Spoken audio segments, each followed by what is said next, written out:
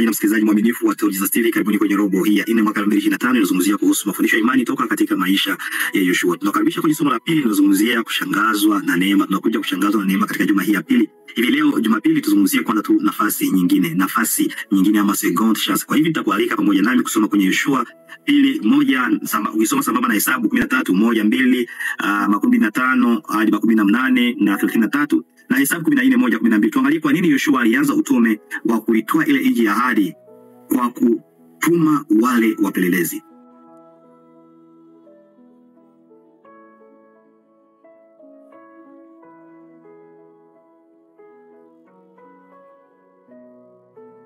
Mpendwa mtazamaji na msikilizaji, kitu ambacho kinanivutia hapa ni kile ambacho kinatendeka katika eneo ambayo inaitwa Shitimu.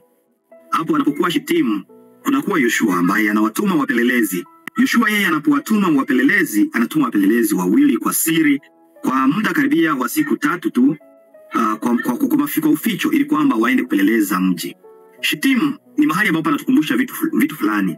Ni kwa mji huo wa Shitimu ndipo pia tuelewe ya kwamba siku zilizopita Musa aliwatuma wapelelezi 12 kwa kufanya huo upelelezi kwa siku 14 huko Kanaani, na walikuja na maelezo tofauti. Okay?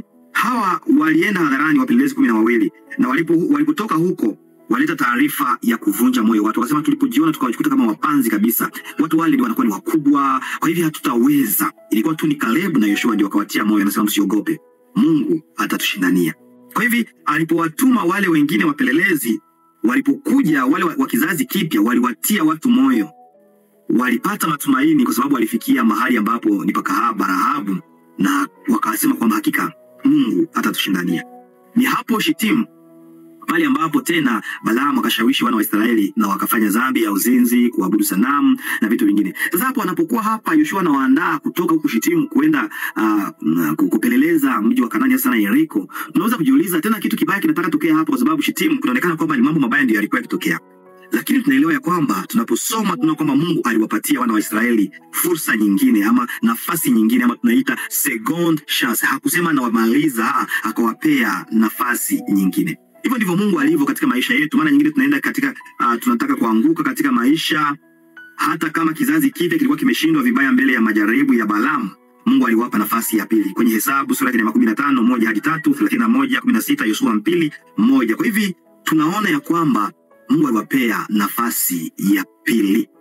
Hata tunaposoma kwenye Yohana 18:16 hadi 18 na 15, 17 na Yohana 11:15-19, tunaona kwamba pia kuna mtu mwingine, Petro, ambaye alimkataa Mungu.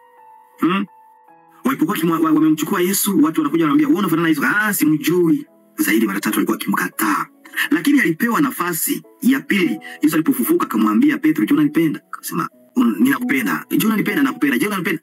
"Unajua." Kwa hivi Mungu akamwambia, "Lisha kondoo yangu."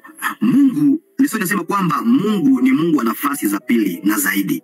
Biblia inaita nafasi ya pili na zaidi neema. Kwa hivi neema ni nafasi ya pili na zaidi. Kwa kweli neema maana yake tu ni kupokea kile tusichostahili. Fundisho la Biblia limejazwa kwa dhana ya neema. Ukilinganisha Warumi 5:2 na Waefeso 2:8 na Warumi 11:6, kwa neema Mungu anapatia kila mmoja uwezekano wa kuwa na mwanzo mpya, kulingana na Tito 2:11-14. Kwa hivyo mpendwa mtazamaji na msikilizaji, katika maisha yako unaposhindwa katika sehemu hii, Mungu anakupatia fursa ya pili, anakupatia ambayo tunaita neema, ili kwamba uanze upya maisha yako. Petro mwenyewe pia alipata uzoefu wa neema hii na akalihimiza kanisa kukua katika neema kwenye Petro 2:3-18. Kwa hivyo habari hii inakuwa bora zaidi, tunapata nafasi nyingine na zaidi. Kila mara umeanguka katika shida, ulifanya dhambi ambayo ulikuwa hukutaka kuifanya, lakini Mungu akakupea tena nafasi nyingine ambayo tunaita neema ama second chance, nafasi nyingine.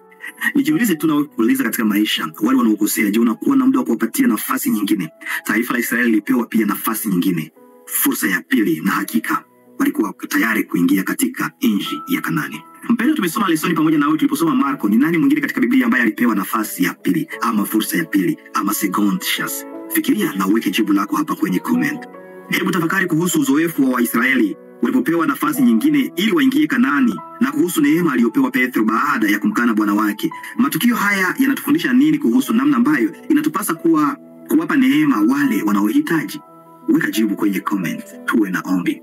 Asante Yesu Kristo kwa fursa nyingine ambayo umetupatia, neema nafasi ya pili katika maisha yetu ili tuanze upya. Tusamehe kwa mabaya yote tuliyotenda, umetuita katika maeneo mapya kufanya tena kazi yako upya, kutumikia upya. Tupatie neema kufanya kulingana na mapenzi yako katika jina la Yesu Kristo. Amina.